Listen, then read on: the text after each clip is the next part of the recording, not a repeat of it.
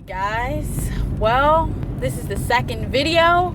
I've been just itching all week to do another one. I just feel so good just getting my opinion out and getting some feedback. Got a little bit of feedback that was good. So, Eagles-Cowgirls preview and prediction at the end.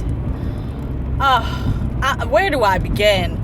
First of all, I love that the Eagles are underdogs. I mean, I hate that people are always talking shit about our team. We could get blown out and people will still talk shit. You know what? We could blow out the Broncos and they'll say, oh, that was just one game. They'll make up any excuse. We got lucky, the flags, the weather, anything. So I've just come to decide that people just do not like Philly. They don't like Philadelphia Eagles. They don't like any Philly sports, anything. So I love it. I embrace it. As an Eagles fan, hell yeah. I'll be an underdog, and when we whoop your ass, then what? Then you can't even say we're better because you didn't think we were better. So, the Cowgirls. Dak Prescott, Ezekiel Elliott, I'll give it to you. You guys are doing well. You're beating the people on your schedule. What else are you supposed to do? What I won't give you is the fact that you guys are like super elite, going straight to the Super Bowl type team. Like, can I just point out the differences between the Eagles and the Cowgirls? For one, the Eagles, first year head coach. First year defensive coordinator in our system. This is his first year here. A rookie quarterback who started week 1, mind you. And then none of our wide receivers are over 24 years old. 25 is Jordan Matthews will be 25 sooner than everybody else, I believe. But our wide receivers are young.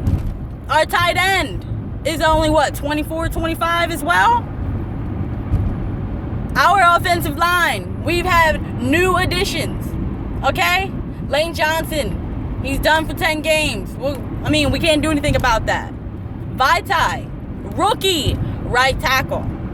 And then we got Brandon Brooks, who came in from Houston Texans, off-season edition. And then the 3 remaining guys are Kelsey, Barber, and Peters. So we got all that going on, and we're still 4-2. But the Cowgirls, let's see. They've had the same offensive line for like 3 years. Those guys have been together. Let's see. Their wide receivers have all been there together in the same system, mind you. The coach has been there in that system. The defensive coordinator has been there in that system. What else? The only thing that's different is the running back and the quarterback. But I mean, what games has your running back and your quarterback really won for you? I mean, when the run game is not working, what games have they had to win for you? None, Cowgirls. None. Your team is doing great. I'll give you that. But you're overrated. Your defense, still trash. The only reason why your defense is doing well is because your offense is staying on the fucking field.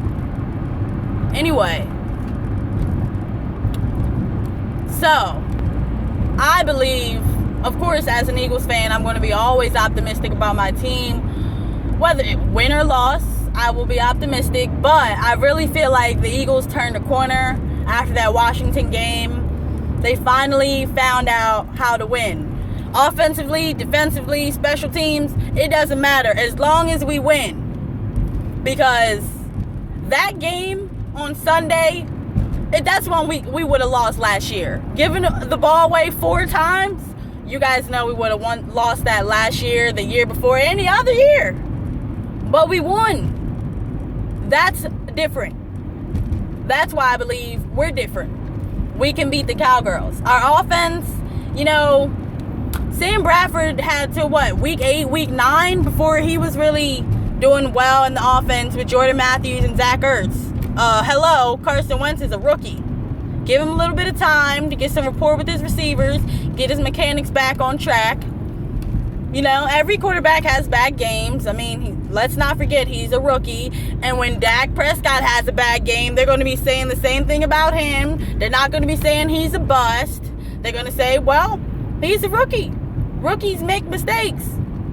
But the Eagles, we don't get that type of credit. Of course not. Ever. So, yeah. That's why I believe the Eagles are more impressive.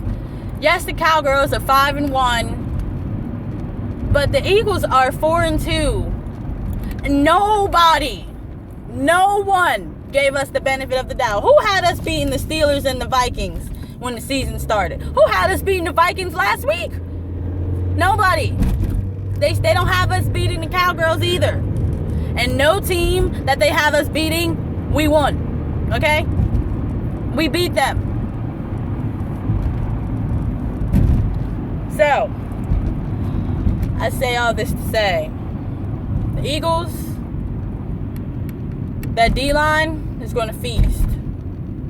I believe we'll hold Ezekiel Elliott under 100 yards and Dak Prescott to 200 passing yards. Yes, is this crazy? Oh my gosh, that offensive line, blah, blah, blah. But if you go back to the games last year when we were in a 3-4 defense, we gave that Cowboys offensive line fits, man. They didn't blow us out. We beat ourselves in that first game, and then we beat them with Sam Bradford. Overtime last year, we beat them with that same offensive line. We have the same exact guys. But the difference is our defensive scheme is more aggressive. That is why I believe we'll beat them. They're going to see some things they have not seen this year, that they have not had to play against this year. And Dak Prescott is going to have to pull some amazing stuff out. Because you see what happened to Sam Bradford. Yeah, he had 2 backup right tackles, but I mean, this is the NFL. Okay? Everybody's good in some way. So, yeah. I really believe whenever the Eagles play the Cowgirls, it's like it's a hard-fought game. It's really evenly matched. That their defense, oh my goodness. Okay, let's talk about their D-line. Do you know who has the most sacks? On some no-name guy, Brandon something. I don't know. And Teron Crawford. They have 2 sacks each. They have the most sacks. The Cowgirls have 11 sacks in 6 games. So, Wentz should have time to throw. He should have time to get his reads, set his feet, read the play, and get the ball to the receivers. Their cornerbacks are not impressive. Morris Claiborne's having a good year, but this is 1 year. I mean, the last 4 years have been horrendous. And we thank him for that, for being horrendous. So I hope he's horrendous again and he reverts back to his old self. And yeah, I really believe that this is the game. The Eagles are going to take over. If we score early, it's over. Because that defense is I mean, I'm just getting goosebumps right now just thinking about it, man. I mean, you guys saw Sunday. That was crazy. That first quarter was like, what? Oh my God. So, yeah. Okay, bold predictions. I already said we're going to hold Ezekiel Elliott under 100 total yards, rushing and receiving. I'll say 75 rush yards, 25 receiving yards on yeah, I don't want to go carries. I'm not that bold. Alright, Dak, let's see, 200, no, I'll go 179 pass yards, 1 passing touchdown, and a rushing touchdown. Maybe. That's stretched though. I don't even want to give him the rushing touchdown, but I'm gonna give it to him because, you know, somehow I just feel like they're going to get that flag in the end zone and they're going to get the ball on the 1 and he's just going to run it right in. It happens like almost every freaking game. Like it's ridiculous. All right, wide receivers, tight ends. Cole Beasley will have the most yards. He'll have 75 yards and he'll catch that touchdown. The Eagles. Bold predictions. Carson Wentz, 3 passing touchdowns, 1 to Matthews, 1 to Ertz, and 1 to DGB. Bold enough? I know. Just wait. The Eagles will have 2 100-yard receivers. I don't want to say who because that's just way too bold for me. That's just way too bold, and I don't want you guys to be like, "Wow, Rebecca, you were wrong." Okay. So, I'll say Ertz is 1. Ertz has his 100-yard game. The other is a toss-up. You guys can decide. And the defense. Running backs will have our first 100-yard rusher of the year. And you know who it will be? I'm going to be bold on this one.